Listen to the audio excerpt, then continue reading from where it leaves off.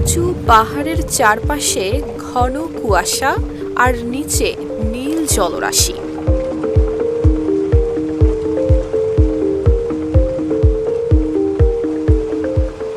সোনালি বালুকা বেলার মাঝে সবুজ এই সমভূমিতে গেলে আপনার হয়তো মনেই হবে সময় বুঝি থমকে গেছে।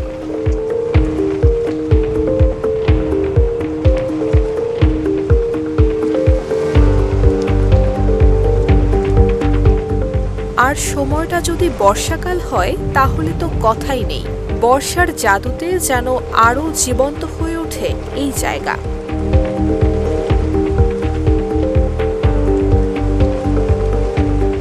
বলছিলাম ওমানের ধোফার অঞ্চলের কথা। ওমানের দক্ষিণে অবস্থিত এই অঞ্চল অনেকটাই ব্যতিক্রম। আরবের শুষ্ক এবং রোদে পোড়া প্রকৃতির সঙ্গে এর যেন কোনো মিলই নেই। গ্রীষ্মের পরে যখন বর্ষার আগমন ঘটে তখনই পাহাড়গুলো ঢেকে যায় ঘন কুয়াশায় এবং ধোফারের ভূমি পরিণত হয় সবুজের স্বর্গে।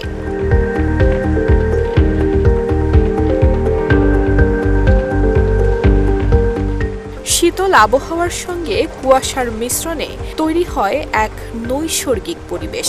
এ সময় বিশ্বের নানান প্রান্ত থেকে ছুটে আসেন ভ্রমণ পিপাসুরা।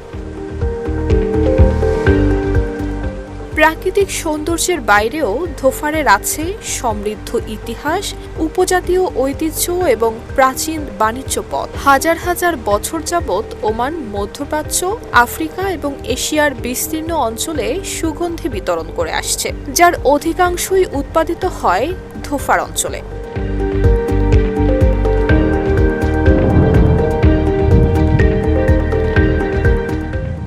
ওয়ালটন এখন দেশের সীমানা পেরিয়ে পৌঁছে গিয়েছে 50টিরও বেশি দেশে।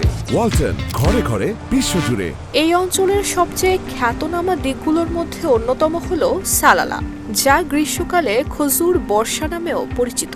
জুন থেকে সেপ্টেম্বর মাস পর্যন্ত এই বর্ষা ধোফারের মরুভূমিকে পরিণত করে এক মনোমুগ্ধকর সবুজ সমভূমিতে। শীতল হাওয়া আর ছিঁড়ে বৃষ্টিতে ধোফারের মরুভূমি ভেসে ওঠে জীবন্ত সবুজ পাতায়, যা অন্যান্য মরুভূমির থেকে অনেকটাই ভিন্ন দৃশ্যের সৃষ্টি করে।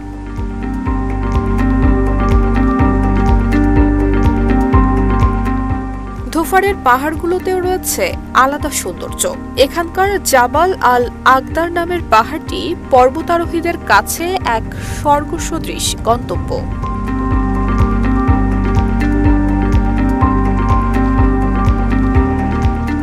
ধোফারের সমুদ্র সৈকতগুলোও যেন সৌন্দর্যে অতুলনীয়। বালি মাখানো সৈকত আর নীল জলরাশির মিলন মেলা যেন মুহূর্তেই ভ্রমণ পিপাসুদের মন কেড়ে নেয়। তবে পর্যটকদের জন্য ধোফারের অন্যতম আকর্ষণ হল এখানকার ঐতিহ্যবাহী গ্রাম এবং বাজার।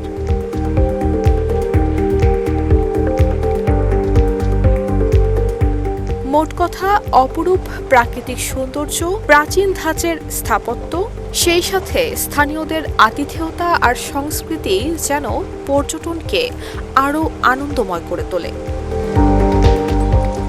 নুসরাত জাহান মেহেক, ঢাকা পোস্ট।